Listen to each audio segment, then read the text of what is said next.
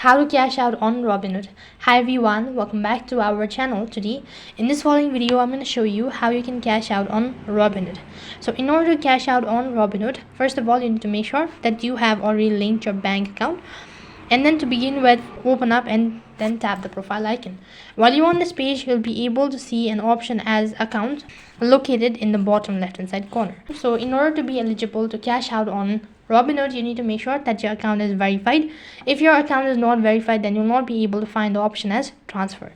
So all you need to do is just go ahead and tap the transfer button located right at the bottom, and then you need to enter in from which account you actually want to withdraw.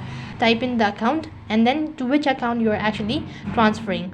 Once you've selected the destination as well, under it you need to go ahead and select the amount that you wish to transfer. As soon as you're done entering the amount as well, now go through the information, and if you're sure about it, then click the submit button located right at the bottom, and that's basically how you can transfer or cash out on Robinhood. That is all for this video. I hope the video was helpful. Make sure to like, share and subscribe to our channel. Thank you for watching. See you in the next video.